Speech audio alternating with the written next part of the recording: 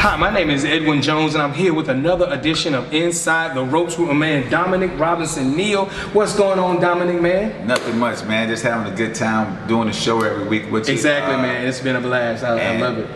You know, just doing boxing, doing what we do best. Exactly, Boxing, and more boxing. So what have you been up to? I mean, any recent trips or anything that you've been doing away from Columbia? Yeah, I had a trip with Robert Dutton down to Orlando, Florida, down last weekend, and you know, we got robbed in Orlando, Florida. Wow, we fought Mike Marone. Okay. And Rob whooped Mike Marone's behind. Wow. Since you're a praying man, I'm not gonna say what he did to him. Yeah, but that's what happened. He whooped us behind, and we got robbed. And, you know, I don't mind losing. Like when my fighters lose, I tell them, I'm the first to tell them, you got your behind whooped, or you getting your behind whooped. But when they actually win, you know, I gotta tell them you won. I mean, what nothing I could do. And, you know, the commissioner told him he won. The head commissioner of Florida. The referee told him he won, and all the fans that came to take pictures with him told him he won. So I know he won the fight. So you won the fight. I know. I know. But you know, when you know, sometimes when you go to somebody's hometown, and you're the promoter's fighter. Wow. You know, that's the politics of boxing. You get that home court advantage, so to speak. We call it home cooking. Home cooking? You get that home cooking, right? Okay, so, wow. You know, but actually he won the fight. So I mean, I'm giving it to him. I'm proud of him. He did what he's supposed to do. Sure. Nothing else I can say about it. He executed the plan. He did what you all were working on, and he won the fight, and it just didn't come down. Oh, and that bad check they gave us too. That bad check. That check better clear this week. I'm telling you. Oh my God, a bad check. They gave us a bad check too. You know what I'm saying? So you didn't win the fight by the let me explain the whole thing. Okay. First of all, they gave us two tickets going down there to Florida. Okay. My fight on one flight, he left 7 in the morning, I left 5 that evening. I get down at 10 o'clock, the cab driver tries to ride me around Florida, you know. Wasting time. Trying to take advantage money. Yeah, like I was slow. Come on, I had to tell him, I said, listen, man, cut the BS, I know where I'm at. Exactly. Then he says, oh, okay. So then he drops me off at the wrong hotel. Wow. He takes me to the wrong hotel. He drops me off at the wrong hotel. Yeah. He has to come back and get me. And then when he takes me to the real hotel, he wanted some more money. He wanted more money, really? Yeah. After you've been riding around, and I didn't give it to him. And the meter was going for no reason at all. Right. You want more money on top of that. Right. So it sounds like to me when you got there, the situation was just going south. And then they came, and then we supposed to be at the fight at 5 o'clock. They picked us up about 5:45, 6. We didn't get there till 6:30. Then the commission wanted to fine us for being late. And it wasn't your fault. Then I had to go off on them about that. So I got that straight. Then we had a fight. We get robbed in the fight. Wow. Then we get a bad check.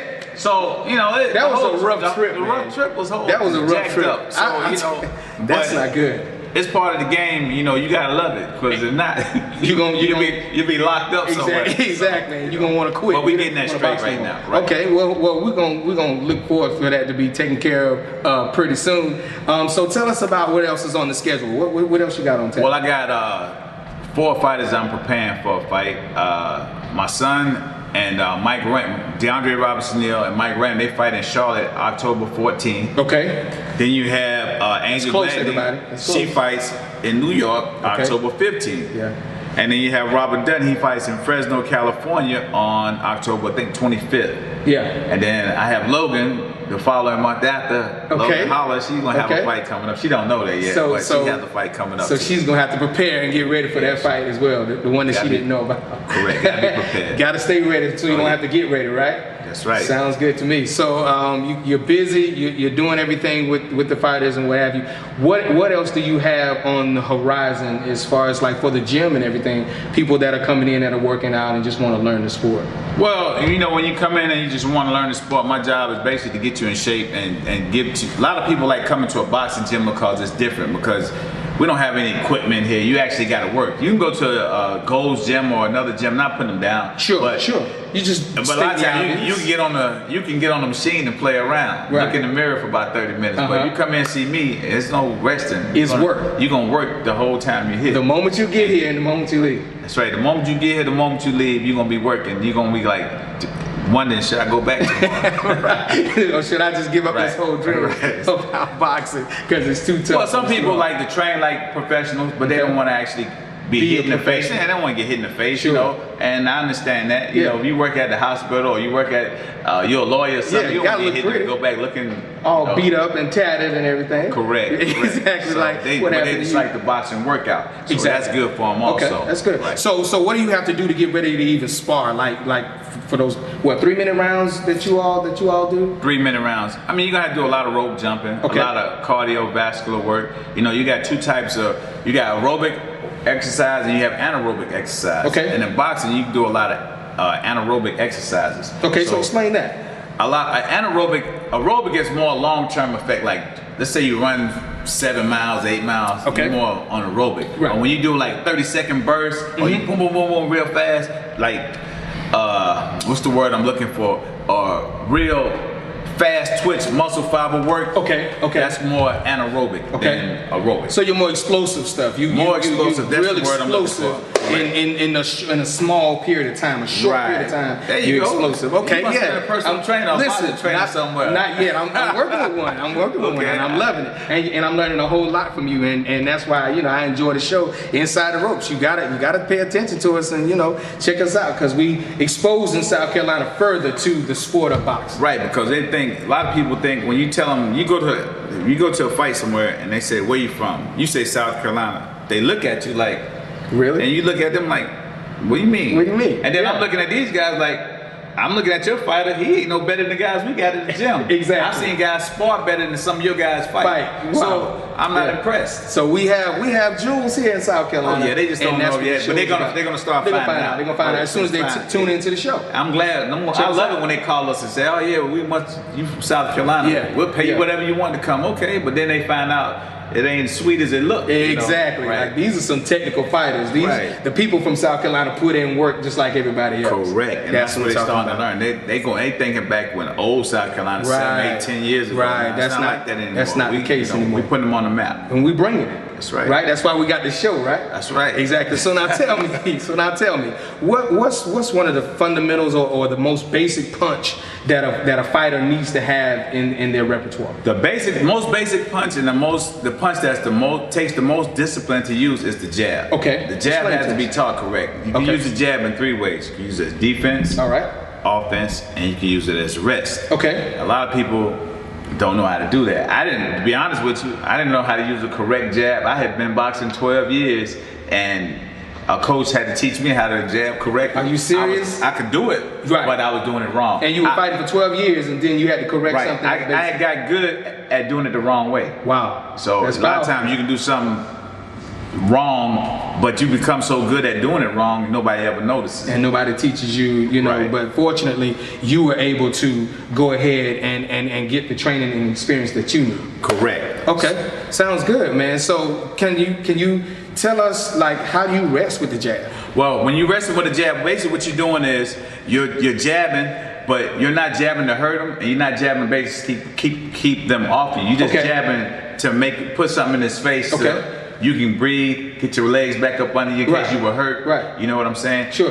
Defensive jabbing is when this guy's advancing toward you and you jabbing hard to keep him off you. Okay. You jabbing to keep him off you and you're moving. Okay. Offensive jabbing is when you're advancing toward the target and you're trying to stab him. Boom, you're trying to stab him like you got a knife in your hand. You're trying to exactly. So you can get your right hand off. So you get your right hand set something up. Okay, Correct. Sounds good. So now I tell you, you gotta show us, you gotta help us understand what that looks like, for the average person that doesn't know what that looks like. Okay, we're gonna do something special today. Okay. I'm gonna bring 2 of my highly paid demonstrators up here today to show you guys exactly how to demonstrate a jab. And these are 2 big-time fighters. Big-time fighters. Right. You probably never heard of them yet, but you will one day. We will. Exactly. All right. So we're gonna bring them up. So bring them up.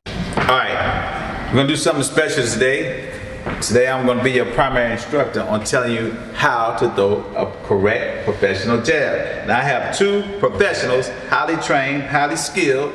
They're going to tell you, they're going to be my demonstrators. All right, what's your name, Zayla? My name is Zayla Adams. And you are a? Basketball player. You are? A football player. What's your name? Elijah Folks. Elijah Folks. Okay. And now we're going to have one more superstar. Come on out here, sir. What's your name? All right. My name is Edwin Jefferson. Okay, what we're gonna do? Right. Today we're gonna show you the proper foot placement and the correct way how to throw a proper jab. Okay. So you're gonna come right here, stand facing me. Mr. Jones. Yes, sir. Come stand right here. Okay.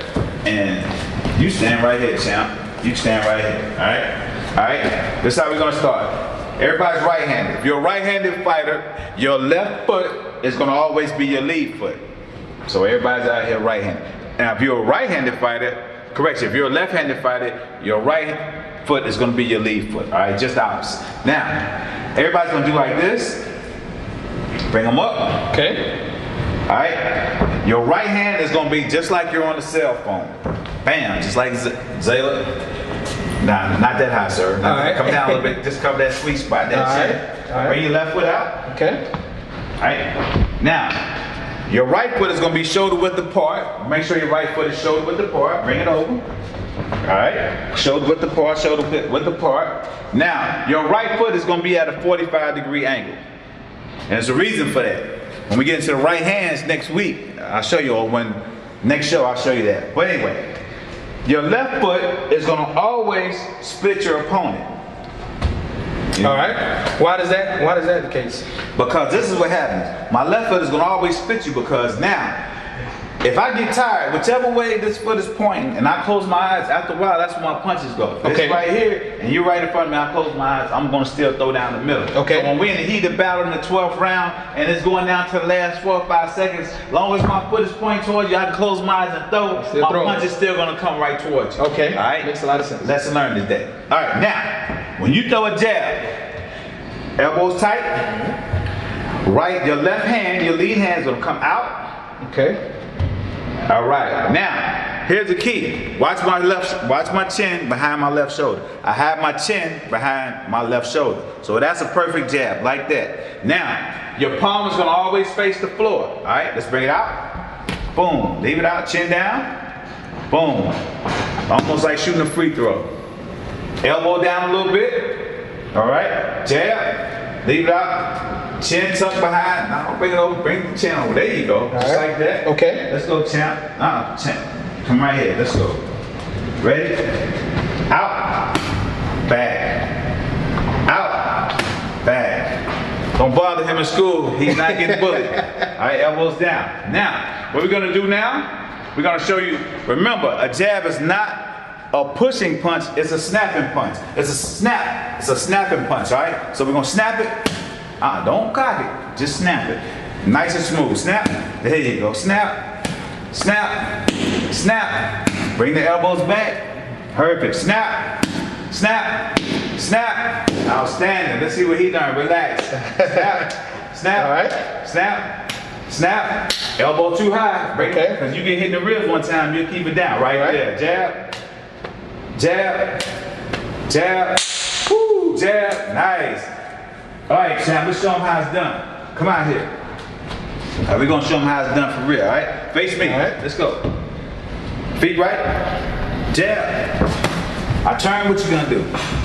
Jab, hands back to, bring it back to your face. Jab, jab, jab. Nice. Hands up, feet right, jab, jab, jab. Good job, good job, good job. Good job. Now, what's the most basic and easiest punch to throw in boxing? Jab. Okay, and what's the problem with the jab? What do most fighters have problems with the jab? Throwing it correctly. Throwing it correctly, and it takes more discipline to throw the jab, correct? Exactly. All right, so now, let me see, let me ask you a question. So how are your elbows gonna be? Tight.